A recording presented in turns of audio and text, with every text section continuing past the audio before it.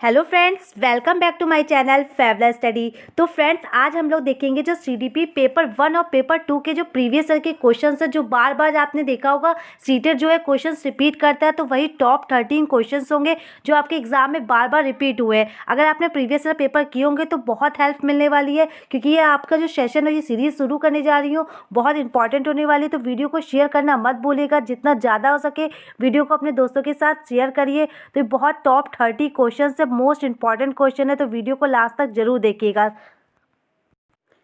तो स्टार्ट करते हैं फ्रेंड क्वेश्चन नंबर 1 से, जो कि बहुत इंपॉर्टेंट है। लिखा हुआ है, नूर विद्यालय में अपना लंच बॉक्स लाना भूल जाती है। नूर कोई लड़की है, वो क्या कर रही है, वो अपना विद्यालय में लंच लाना भूल जाती है तथा यह कहते हुए तान्या से उसका लंच साझा करने के लिए कहा। वो भूल गई है और क्या कर रही है, जो अपनी फ्रेंड तान्या है उससे कह रही है कि अपने लंच को साझा करने के लिए कह रही है। तुम्हें आज अपना लंच मेरे साथ साझा करना चाहिए, क्योंकि कल मैंने तुम्हारे साथ अपना लंच साझा किया था। वो कह रही थी कि आज मैं अपना टिफिन भूल आई हूँ, तो तुम क्या करो, अपना लंच मेरे साथ साझा करो, क्योंकि कल मैंने तुम्हारे साथ शेयर किया था। मैंने तुम्हारे साथ यह लंच शेयर किया था। जो लॉरेंस सबसे इंपॉर्टेंट क्या पूछ रहा है, लॉरेंस कोहलबर्ग के नैतिक विकास के सिद्धांत के अनुसार जो नूर का ये कथन है, वो कौन से अभिविन्यास प्रारूप को अवस्था पे दर्शाता है। सबसे इंपॉर्टेंट यही है। तो पहला है जो लॉ एंड ऑर्डर की, जो मतलब कानून एवं व्यवस्था वाली है, पश्च परंपरागत स्टेज पे, या आज्ञा पालन मतलब ओबीडियंस, अच्छा होना मतलब गुड बॉय गुड गर्ल वाला, या आदान प्रदान एक्सचेंज। तो कौन सी स्टेज होगी जो कोहलबर्ग के हिसाब से, जिसमें वो कह रहा है कि आज मैंने कल तुम्हारे साथ अपना टिफिन शेयर किया था, आज तुम मेरे साथ टिफिन शेयर करो। तो क्या हो जाएगा, तो सबसे ज़्यादा इंपॉर्टेंट जो है कि आदान प्रदान हो रहा है। क्या हो रहा है कि कल मैंने तुम्हारे साथ चीज़ शेयर की थी, तो आज तुम मेरे साथ शेयर करो, मतलब कि एक्सचेंज हो रहा है। तो तीसरी है कि ये कोहलबर्ग की स्टेज, तो उसमें क्या बता रहा है, आदान मतलब वो बच्चा जो चाहता है कि टिट फॉर टैट वाला स्टेज है, कि मतलब आज मैंने तुम्हें ये दिया तो कल तुम मुझे ये दो, अगर तुम मुझसे ये काम करवाओगे तो उसके लिए तुम्हें मुझे कुछ देना पड़ेगा। तो ये स्टेज कौन सी हो जाती है, टिट फॉर टैट भी कहते हैं, एक्सचेंज की हो गई, तो ये थर्ड अवस्था में आता है। तो कोहलबर्ग की इंपॉर्टेंट क्वेश्चन है। नेक्स्ट क्वेश्चन देखते हैं, क्वेश्चन नंबर 2, जिससे एक क्वेश्चन जरूर आता है। आपने देखा होगा जेंडर से, रूढ़िवादिता से क्वेश्चन जरूर आता है, तो बहुत अच्छा क्वेश्चन है। देखिए क्या लिखा हुआ है क्वेश्चन में, समाज में विभिन्न अंगों के लिए निम्न लिंगों के लिए उपयुक्त मानी जाने वाली प्रारूपिक विशेषताओं के बारे में जन समान की अवधारणाओं को क्या कहते हैं। जो कि जेंडर विभेदीकरण कहते हैं, जेंडर भूमिकाएं कहते हैं, जेंडर पहचान कहते हैं, जेंडर रूढ़िवादिता है। जो कि हमारे में लिंगों के लिए जो उपयुक्त मानी जाने वाली प्रारूपिक विशेषताएं के बारे में जो समान जन समान जो अवधारणा क्या कहलाती है, जेंडर रूढ़िवादिता, मतलब कि स्टीरियोटाइप की लड़के हैं तो वो बाहर का काम करेंगे, लड़कियां हैं तो घर का काम करेंगी। जो हमारे समाज में ये बनाया गया है, ये अवधारणा बन गई, तो ये क्या कहलाती है, जेंडर रूढ़िवादिता, स्टीरियोटाइप। तो फोर्थ ऑप्शन बिल्कुल सही है। इससे एक या दो क्वेश्चन जरूर आता है, पेपर 1 में भी आता है, पेपर 2, तो दोनों के लिए इंपॉर्टेंट है क्वेश्चन, दोनों में ऐसे ही क्वेश्चन पूछे जाते हैं। तो वीडियो को शेयर जरूर करिएगा दोस्तों के साथ, बहुत अच्छे क्वेश्चन है जो बार बार रिपीट होते हैं एग्जाम में। क्वेश्चन नंबर 3 है, देखिए ये भी क्वेश्चन नंबर इसी से आया हुआ है। ये सभी क्वेश्चंस मैं वही करवा रही जो प्रीवियस ईयर में पूछे गए हैं।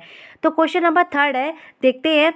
हाल ही में पाठ चर्चा में हुई कहानियों को शामिल करने के लिए विवेकशील प्रयास किया गया है, जिसमें पिता को क्या किया गया, घर के कार्यों में लगा रहता है, और माता क्या करिए, वो साहसी गतिविधियों को करती है। तो ये जो कदम है किस लिए महत्वपूर्ण है, तो ये जो चीज़ दिखाई जा रही है, किस चीज़ को दिखाई जा रही है, कहाँ पे, जेंडर पक्षपात को सशक्त बना रही है, या जेंडर रूढ़िवादिता को समाप्त कर रही है, या जेंडर स्थिरता को प्रोत्साहित कर रही है, या जेंडर विभेदीकरण को बढ़ाता है। तो जिसमें क्या बताया गया, जो पिता है वो घर के कार्य कर रहा है, जो कि जेंडर रूढ़िवादिता को समाप्त कर रहा है। मतलब क्या हो रही है, माता बाहर के काम कर रही है, साहसी गतिविधियों को, जो हमारी स्टीरियोटाइप जो हमारी स्टीरियोटाइप प्रॉब्लम है उसको क्या करी, समाप्त कर रही है। जो हमारी थिंकिंग है उसको समाप्त कर रही है, जेंडर रूढ़िवादिता को समाप्त करती है।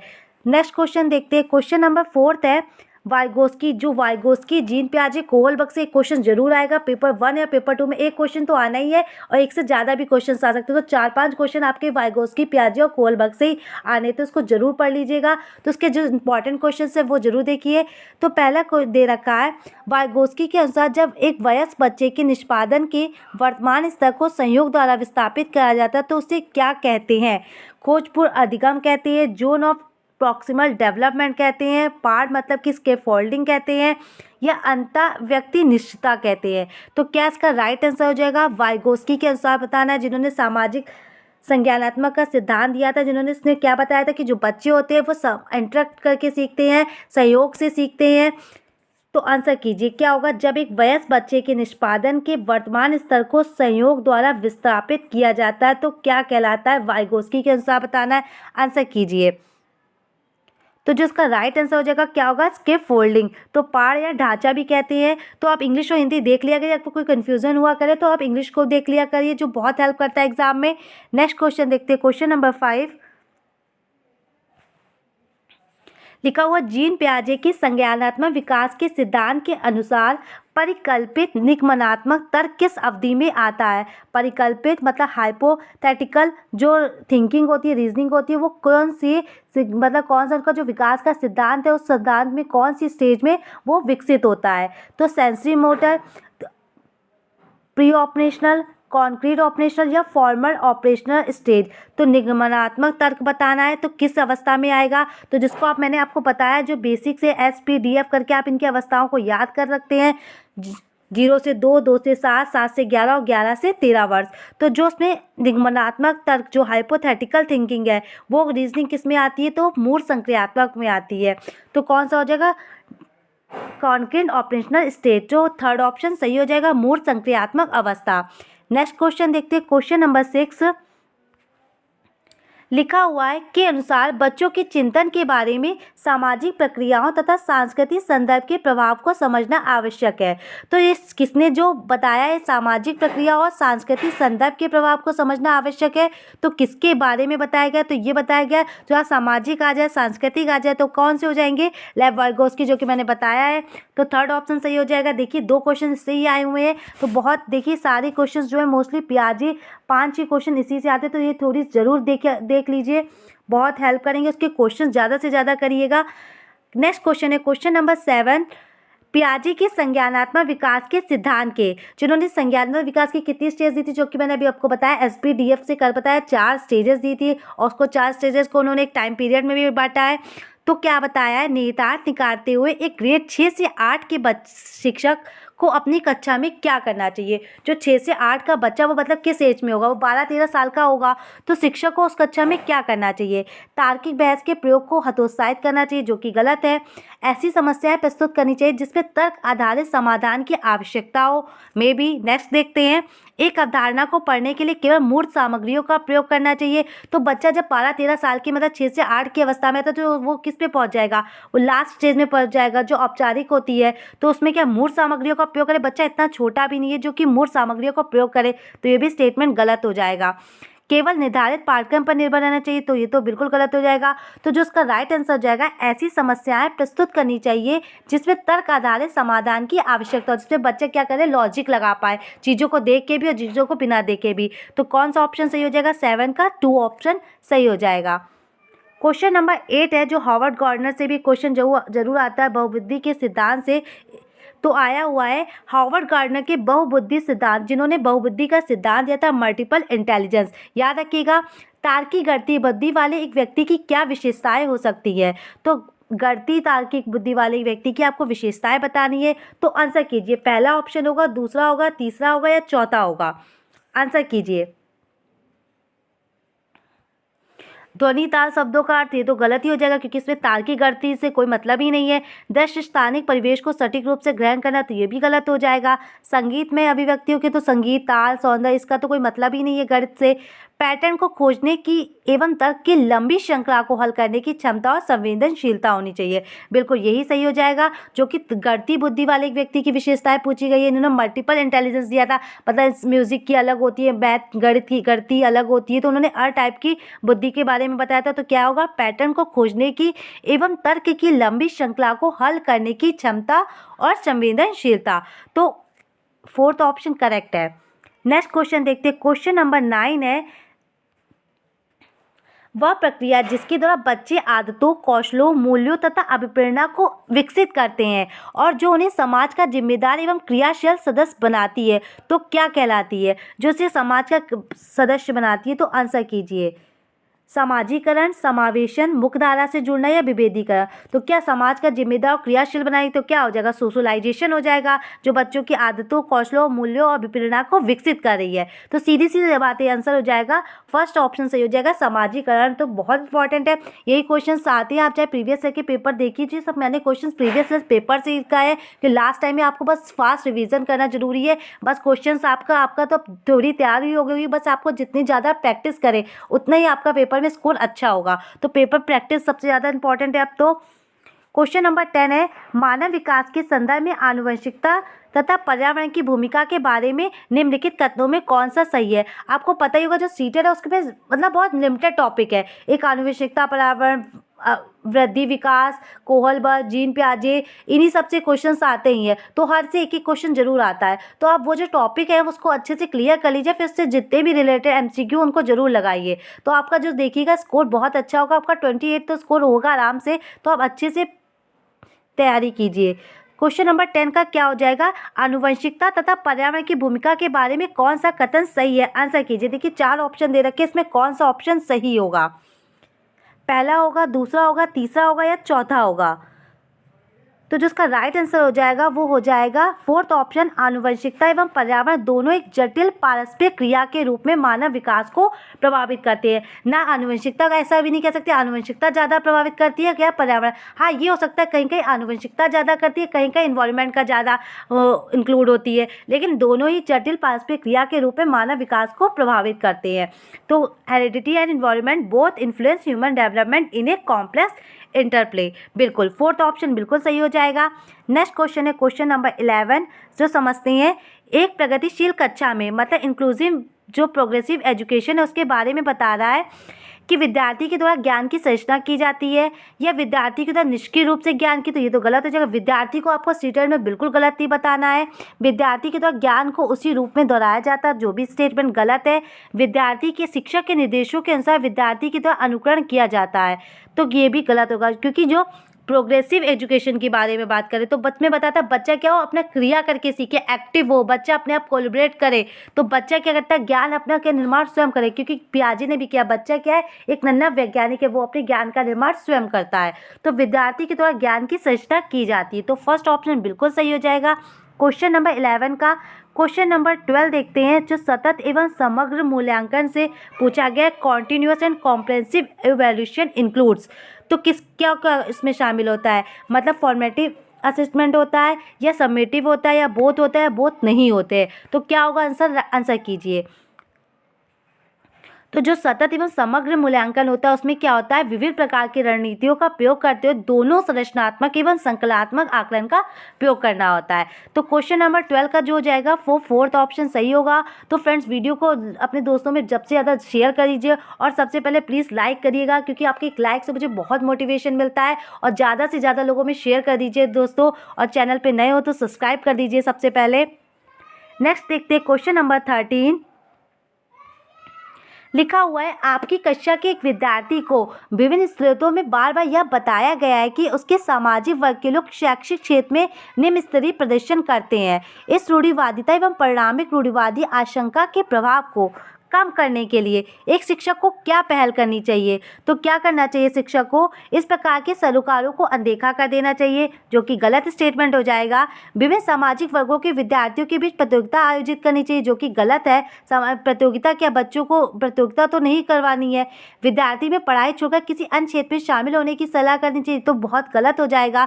जो फोर्थ ऑप्शन दे रखा है, देखिए क्या लिखा हुआ है, विभिन्न सामाजिक वर्गों के रोल मॉडल से संबंधित कहानियों व धारणाओं को प्रस्तुत करना चाहिए। मतलब बच्चे के सामने के अलग अलग जो वर्ग के लोग हैं, सामाजिक वर्ग के लोग हैं, उनके बारे में बताना चाहिए कि देखिए उन्होंने भी ये किया है। अलग अलग जो सामाजिक वर्ग से आए उनके रोल मॉडल को करना चाहिए, जिससे उनमें क्या हो, उनमें ये रूढ़िवादी जो आशंका है उसका प्रभाव कम हो, और वो क्या करें, इनके उदाहरणों से कुछ सीखे, इनसे उदाहरणों से मोटिवेट हो। तो जो राइट आंसर हो जाएगा फोर्थ हो जाएगा, विभिन्न सामाजिक वर्गों के रोल मॉडल से संबंधित कहानियों व उदाहरणों को प्रस्तुत करना चाहिए, जो शिक्षक की पहल होनी चाहिए। क्वेश्चन नंबर 14 है, लिखा हुआ in an inclusive classroom a teacher should, मतलब समावेशी जो कक्षा है उसमें शिक्षक को क्या करना चाहिए।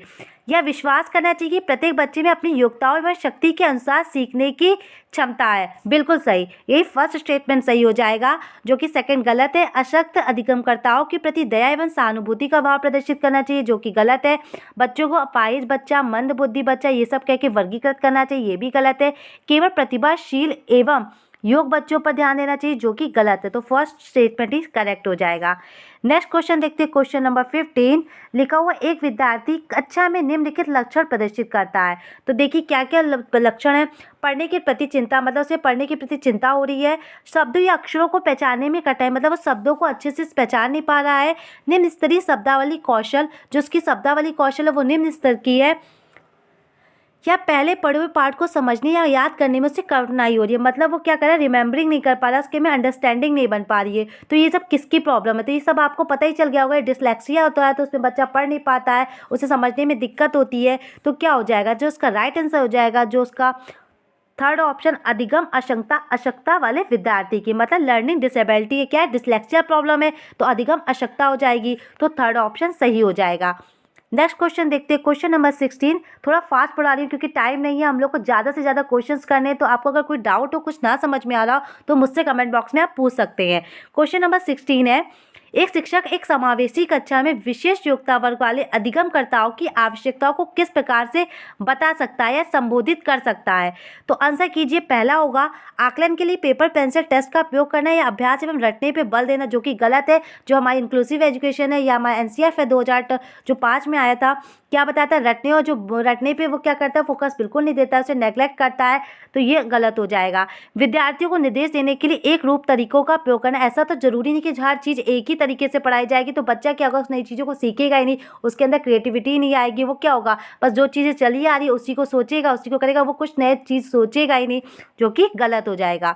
अध्ययन लिखित गृहकार देना चाहिए तथा उत्तरों को अन्य प्रतिभाशाली विद्यार्थियों से नकल करने का दबाव डालना चाहिए, जिसका एनसीईआरटी विरोध करता है, ये भी नेग्लेक्ट हो जाएगा। जो फोर्थ ऑप्शन यही सही होगा, प्रत्येक विद्यार्थियों के अधिगम के सशक्त पक्षों एवं कमजोरियों के विश्लेषण के आधार पर विशिष्ट अधिगम उद्देश्यों को विकसित करना। बिल्कुल, तो फोर्थ ऑप्शन सही हो जाएगा।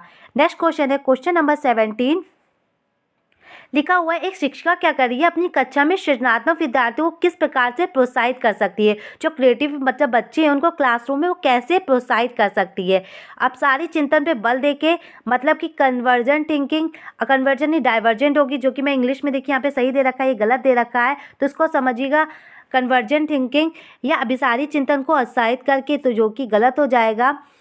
अनेक परिप्रेक्ष्यों को प्रोत्साहित करने तथा मूल विचारों को महत्व देकर, या फिर विद्यार्थियों को जोखिम लेने एवं चुनौतियों का सामना करने में हतोत्साहित करके, जो कि ये भी स्टेटमेंट गलत है। क्या होगा, उन अनेक परिप्रेक्ष्यों को प्रोत्साहित करके तथा मूल विचारों को महत्व देके, तो थर्ड ऑप्शन सही हो जाएगा। जो सृजनात्मक विद्यार्थियों को किस प्रकार प्रोत्साहित कर सकते हैं, बच्चों को क्या इनकरेज किया जाए मल्टीपल मतलब उस पर पार्टिसिपेट पे, कि वो क्या करें, अप्रिशिएट करें, नए ओरिजिनल जो आइडियाज़ है उनको वो क्या करें, प्रोत्साहित करें, उनके विचारों को क्या करना चाहिए, जो उनकी थिंकिंग है उनको महत्व देना चाहिए, उनको बोलने की वो देनी चाहिए, जो बच्चे अपनी क्रिएटिविटी को और अच्छा कर सके। क्वेश्चन नंबर 18 है, which of the following factor support meaningful learning in the classroom. कौन सा जो फैक्टर है जो हमारे सार्थक अधिगम का पक्ष लेता है कक्षा में। बच्चों को पढ़ने के लिए अभिप्रेरित करने के लिए परिसरों की संख्या को बढ़ाना, जो कि गलत है। बच्चों को पढ़ने के लिए अभिप्रेरित करने के लिए पुरस्कारों को बढ़ावा देना, ये भी गलत हो जाएगा। निर्देश के लिए केवल व्याख्यान विधि को अपनाना, तो उसमें क्या होगा, बच्चे तो एक्टिव होंगे नहीं, तो ये भी गलत हो जाएगा। विषय वस्तुतः बच्चों के संपूर्ण कुशल क्षेम एवं अधिगम के प्रति सच्चा सारोकार रखता, बिल्कुल फोर्थ स्टेटमेंट बिल्कुल सही है। तो नेक्स्ट क्वेश्चन देखते हैं, क्वेश्चन नंबर 19। क्वेश्चन नंबर 19 है, an example of effective problem solving strategy is, मतलब प्रभावशाली समस्या समाधान रणनीति का एक कौन सा उदाहरण है। पहला है, समाधान के मूल्यांकन पर बिल्कुल ध्यान नहीं देना, तो कोई गलत हो जाएगा, ध्यान ही नहीं देंगे तो समस्या जो समाधान कैसे होगी। क्रियात्मक अनम्यता, एक वस्तु के केवल परंपरागत कार्य पर ध्यान देना, मतलब जो चीज़ आती चली आ रही है वो उसी को करना, तो ये भी गलत हो जाएगा। प्रतिक्रिया निर्धारण, मतलब समस्या प्रस्तुतिकरण के एक ही आयाम में सीमित रहना, तो एक ही आयाम पे सीमित रहना, ये भी स्टेटमेंट गलत हो जाएगा। साधन साध्य विश्लेषण, समस्या को अनेक उपलक्ष्यों में विभाजित करना, बिल्कुल जो साधन जो हमारी प्रॉब्लम है उसको क्या करना है, एक मतलब छोटी छोटी चीज़ों में बांट देना, फिर उसको सॉल्व करना, जिससे वो चीज़ें सॉल्व, प्रॉब्लम भी सॉल्व हो जाएगी। बिल्कुल साधन साध्य विश्लेषण हो जाएगा, जो उसका सही हो जाएगा। 19 का फोर्थ ऑप्शन सही है। तो फ्रेंड्स वीडियो को देखते रहिएगा। अगर अच्छी लग रही है तो लाइक कर दीजिएगा। जो भी बच्चे अपने दोस्तों को शेयर कर दीजिए। अगर कोई भी डाउट हो तो मुझसे कमेंट बॉक्स में आप पूछ सकते हैं। क्वेश्चन नंबर 20 है, निम्नलिखित में कौन सी शिक्षण अधिगम के लिए प्रभावशाली शिक्षण प्रणाली नहीं है? जो शिक्षण अधिगम है उसके लिए प्रभावशाली शिक्षण प्रणाली नहीं है, बताना, आंसर कीजिए। बच्चों को अंतर्दृष्टि के द्वारा अनुमान लगाने के लिए प्रोत्साहित करना, बिल्कुल। या फिर एक्सपेरिमेंट एंड एक्सप्लोरेशन, बिल्कुल, ये भी सही हो जाएगा। डायलॉग एंड डिस्कशन, संवाद एवं परिचय, ये भी सही हो जाएगी। नहीं है, दिए गए ज्ञान को दोहराने पर ध्यान केंद्रित करना, जो कि यही सही हो जाएगा क्योंकि इसमें नहीं पूछा गया है। तो फोर्थ ऑप्शन सही हो जाएगा, जिसका एनसीईआरटी बिल्कुल विरोध करता है। क्वेश्चन नंबर 21 है, शिक्षक कक्षा में पढ़ने में ध्यान न देने वाले बच्चों में से किस प्रकार बर्ताव कर सकते हैं? जो ध्यान नहीं देते हैं उन बच्चों पे वो कैसा बिहेव करे जो बच्चे क्या हो एजुकेशन अपनी अच्छे से कर सके। बच्चों को कक्षा से बाहर जाने के लिए कहना, तो ये कोई राइट ऑप्शन तो है नहीं कि बच्चे को बाहर कह दिया जाए, तो ये भी गलत होगा। पूरी कक्षा के सामने उन्हें डांटा तो बच्चे को आप हतोत्साहित करेंगे तो बच्चा क्या चीज़ें को सीखेगा, ये भी गलत हो जाएगा। उनकी बात करके तथा उनकी अरुचि का कारण जानने की कोशिश करें। सबसे राइट ऑप्शन यही है कि बच्चे की जो प्रॉब्लम है उसका इंटरेस्ट नहीं है वो आप जानने की कोशिश करें, और जिस मेथड और जिस चीज़ों से वो सीख रहे हैं उनको उस चीज़ों से, उस विधि से उस हमको सिखाया जाए। तो क्या करना है, बच्चों से टॉक करनी है एंड फाइंड द रीज़न, उनके रीज़न जानने की क्यों, क्या कहाँ उनको प्रॉब्लम आ रही है, क्या उनकी प्रॉब्लम है, वो किसके कैसे दूर किया जाए। उन्हें गृहकार के रूप में अत्यधिक वर्कशीट देकर, तो ये भी गलत हो जाएगा। नेक्स्ट क्वेश्चन है क्वेश्चन नंबर 22, संरचनावादी, जो हमारे संरचनावादी मतलब व्यवहारवादी उपागम बताता है कि ज्ञान की संरचना के लिए अत्यंत क्या आवश्यक है। तो आप देखिए ऑप्शन पहचान गए होंगे, पहला, दूसरा, तीसरा, चौथा, तो क्या इसका राइट आंसर होगा? और लास्ट में मुझे जरूर बताइएगा कमेंट करके आपके आउट ऑफ 30 कितने हुए, क्योंकि यही आपकी लास्ट एग्जाम की प्रिपरेशन हो रही है, बहुत आपको हेल्प करने वाली है। आप देखेंगे एग्जाम में ऐसे एज इट ऐसे ही क्वेश्चंस होंगे आपके एग्जाम में, इसलिए मैं कह रही हूँ जितना ज़्यादा आप क्वेश्चंस में ध्यान दीजिए आप इस टाइम, क्योंकि थोड़ी तो आपने पढ़ी ली, जितने ज़्यादा क्वेश्चंस आएंगे उनका आपका जो कॉन्सेप्ट होगा वो उतना ज़्यादा क्लियर होगा। तो क्या हो जाएगा, विद्यार्थी का पूर्व ज्ञान जो प्रीवियस नॉलेज है वो जो होगी अत्यंत आवश्यक होगी। तो फर्स्ट ऑप्शन बिल्कुल सही है। क्वेश्चन नंबर 23 है, बच्चे अनेक घटनाओं के बारे में सहजनाबोध सिद्धांत की संरचना करते हैं। इस पृष्ठभूमि में एक शिक्षक को क्या करना चाहिए? जो बच्चे क्या कर रहे हैं तो अपनी संरचना सिद्धांत की खुद करें तो क्या करना चाहिए? तो पहला ऑप्शन है संवाद के द्वारा बच्चों की इन अवधारणाओं को चुनौती देना, तो यही स्टेटमेंट सही हो जाएगा। बच्चों को क्या करना है, उनकी अवधारणाओं को चुनौती देनी है संवाद के द्वारा, तो पहला ऑप्शन सही हो जाएगा। खारिज करना ये भी गलत हो जाएगा। सिद्धांतों को अनदेखा करना ये भी गलत हो जाएगा। बच्चों को डांटा जो कि गलत है। नेक्स्ट क्वेश्चन देखते हैं, क्वेश्चन नंबर 24 है, संज्ञान एवं संवेग के बीच इस प्रकार संबंध होना। जो संज्ञान है, जो कि आपने देखा हुआ क्वेश्चन आया था, बाकी बच्चों ने गलत किया था पिछली बार। कॉग्निटिव एंड इमोशंस दोनों क्या है, स्वतंत्र है मतलब डिपेंड नहीं है, या एक दिशी है मतलब संवेग जो है संज्ञान को प्रभावित करता है, या एक दिशी है संज्ञान जो है वो संवेगों को प्रभावित करता है, या द्विदिशीय है मतलब बाई डायरेक्शनल है and dynamic interplay between both, पता दोनों के बीच एक गतिशील पारस्परिक क्रिया होती है। तो जो संज्ञान और संवेग हो जाएगा वो क्या होगा, द्विदिशीय होगा, क्योंकि दोनों का है। अगर हमारा संज्ञान है तो हमारा इमोशंस भी इफेक्ट करे, इमोशंस में संज्ञान भी इफेक्ट कर रहा है, तो दोनों ही गतिशील और पारस्परिक क्रिया होगी। तो फोर्थ ऑप्शन बिल्कुल सही हो जाएगा। ध्यान रखिएगा, बहुत अच्छा क्वेश्चन है जो बार बार एग्जाम में आया है। क्वेश्चन नंबर 25 समझते हैं। लिखा हुआ है, निम्नलिखित में से कौन से कारक अधिगम को प्रभावित करते हैं? मैं बहुत ज़्यादा स्पीड में पढ़ा रही हूँ, बट अभी आप लोगों के पास टाइम नहीं है, बस आपको ज़्यादा से ज़्यादा क्वेश्चंस की प्रैक्टिस करनी है, तो स्पीड में तो अब आना ही है, क्योंकि अब पेपर के बहुत 25 डेज बचे हैं, जो हम लोग को समझ लीजिए कितने इंपॉर्टेंट होते हैं लास्ट में। तो प्रभावित करता है अधिगम को, जो प्रभावित करता है विद्यार्थी की अभिरुचि, बिल्कुल विद्यार्थी का इंटरेस्ट बिल्कुल प्रभावित करेगा। उसका सांवेगी, उसका जो इमोशनल हेल्थ है वो भी प्रभावित करेगी। पेडालॉजिकल स्ट्रेटजीज, बिल्कुल शिक्षा शास्त्रीय रणनीतियाँ भी। विद्यार्थी का सामाजिक व सांस्कृतिक संदर्भ, बिल्कुल। तो ये भी चारों ऑप्शन सही हो जाएंगे। तो बहुत इजी सा क्वेश्चन था 25 का फोर्थ। ऐसे क्वेश्चन आते हैं तो उसको ध्यान रखिएगा। क्वेश्चन नंबर 26 है, निम्नलिखित में से क्या ज्ञान की सार्थक संरचना की प्रक्रिया का एक महत्वपूर्ण पहलू है? जो मीनिंगफुल कंस्ट्रक्शन ऑफ नॉलेज का महत्वपूर्ण पहलू है। तो क्या हो जाएगा, सीधी सी बात है। अब जब सामाजिक पारस्परिक क्रियाएं हो जाए, जब बच्चा कोलैबोरेट करके सीखे, जब बच्चा इंटरकरेक्ट करके सीखे, तो क्या होगा, सबसे इंपॉर्टेंट है सार्थक संरचना तभी होगी जब बच्चा अपनी बातों को कह पाए, अपना सक्रिय हो पाए, एक्टिव हो पाए और अपने क्या करे, सोशल होके मतलब एक दूसरे से कनेक्ट हो सके, एक दूसरे से चीज़ों से सीखे। तो सामाजिक पारस्परिक क्रियाएं जब वो करेगा तो क्या होगा, सार्थक संरचना की प्रक्रिया का जो महत्वपूर्ण पहलू होगा। तो फर्स्ट स्टेटमेंट ही सही हो जाएगा। क्वेश्चन नंबर 27 है, जब विद्यार्थी पुरस्कार पाने की इच्छा बार बार किसी गतिविधि को करने का निर्णय लेता है, फिर क्या, जैसा कि प्रयोग का एक बार नियोजन का संचालन करना जो कि प्रत्यक्ष रूप से उस गतिविधि से संबंधित नहीं है, जैसा कि एक स्टार या बैच प्राप्त करना, इस स्थिति में क्या संभावना उत्पन्न हो सकती है। तो देखिएगा, पहला ऑप्शन होगा, सेकंड होगा, थर्ड होगा या फोर्थ होगा, आंसर कीजिए। क्या इसका राइट आंसर हो जाएगा, आंसर कीजिए।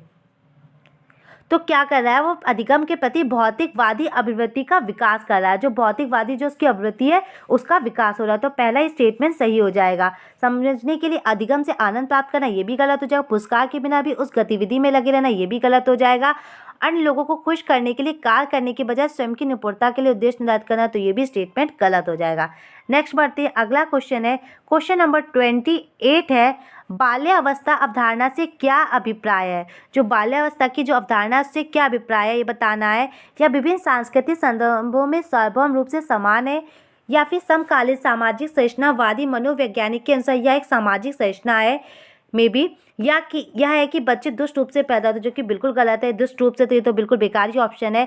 या कि बच्चे शून्य से शुरुआत करते हैं, बच्चे ऐसा तो है नहीं कि बच्चे बिल्कुल शून्य से होते हैं, उनमें कुछ ना तो कुछ नॉलेज होती है, तो ये भी स्टेटमेंट गलत हो जाएगा। जो उसका राइट ऑप्शन बनेगा वो बनेगा क्वेश्चन नंबर 28 का सेकेंड, समकालीन सामाजिक संरचनावादी मनोवैज्ञानिकों से यह एक सामाजिक संरचना है बाल्यावस्था। क्वेश्चन नंबर 29 है, निम्नलिखित में कौन सी मध्य बाल्यावस्था मतलब कि मिडल चाइल्डहुड की विशेषता है, मतलब कौन सी कैरेक्टरिस्टिक है। शारीरिक वृद्धि एवं विकास बहुत तेज से होता है, अमूर्त रूप से सोचने तथा वैज्ञानिक तर्क का प्रयोग करने की योग्यता विकसित हो जाती है, या बच्चे तार्किक एवं मूर्त रूप से सोचना प्रारंभ कर देते हैं। अधिगम मुख्य रूप से संवेदी एवं चालक गतिविधियों के द्वारा गठित होता है। तो जो उसमें मध्य बाल्यावस्था में पूछा गया था उसका थर्ड ऑप्शन ज़्यादा सही हो जाएगा। बच्चे के तार्किक एवं मूर्त रूप से सोचना प्रारंभ कर देते हैं। अगर मध्य बाल्यावस्था नहीं बाल्यावस्था होती तो अमूर्त रूप से सोचना तब वैज्ञानिक तर्क का प्रयोग करना, तो सेकेंड ऑप्शन ज़्यादा करेक्ट होता। अगर बच्चा मध्य बाल्यावस्था मिडल चाइल्डहुड में है तो बच्चा तार्किक और वो मूर्त रूप से सोचना प्रारंभ कर देगा। जो अगर आप पियाजे के हिसाब से देखेंगे तो उनकी मूर्त संक्रियात्मक अवस्था हो जाएगी, तो प्री ऑपरेशनल एज हो जाएगी। तो थर्ड ऑप्शन हिसाब से सही हो जाएगा। क्वेश्चन नंबर 13 है, इससे बहुत एक क्वेश्चन आता है। अगर आप ध्यान रखिए, क्वेश्चन में अगर पूछा जाए जैसे परिवार एवं पास पड़ोस बच्चों के समाजीकरण की क्या है, अगर परिवार दे रखा हो तो हमेशा याद रखिएगा परिवार हमेशा प्राथमिक एजेंसी होती है, चाहे उसके साथ कुछ भी इंक्लूड हो। तो परिवार जो होगा वो हमेशा प्राथमिक, और बिना देखे आप प्राथमिक एजेंसी लगा सकते हैं। तो परिवार क्या हो जाएगा, प्राथमिक एजेंसी, क्योंकि उसका जो सबसे पहली क्या होती है, माँ बाप होती, माँ होती है, उसकी पहली शिक्षिका होती है, अपने माता अपने परिवार से सीखता है, बाबा दादा दादी से सीखता है। तो जो उसका 30 का ऑप्शन हो जाएगा वो सेकेंड ऑप्शन वो हो जाएगा, प्राथमिक एजेंसी है। तो फ्रेंड्स कोई भी डाउट हो तो मुझसे कमेंट बॉक्स में पूछ लीजिएगा। हम लोग नेक्स्ट सीरीज में और जो और इंपॉर्टेंट 13 क्वेश्चन है उसको देखेंगे, इसलिए चैनल को सब्सक्राइब जरूर कर लीजिएगा और वीडियो को ज़्यादा से ज़्यादा लोगों में शेयर करिएगा। और मैंने साइंस की भी वीडियोज़ डाल दीजिएगा। सेकंड पेपर में आप साइंस कर रहे हैं तो आपको मैं पहले एनसीईआरटी बेसिस क्वेश्चन भी करवा रही हूँ और साथ में उसके वो भी करें, तो आप उसको फॉलो कर सकते हैं। इसलिए मेरे चैनल को सब्सक्राइब करना मत भूलिएगा। Thank you for watching. Thank you friends, मिलते हैं नेक्स्ट वीडियो में।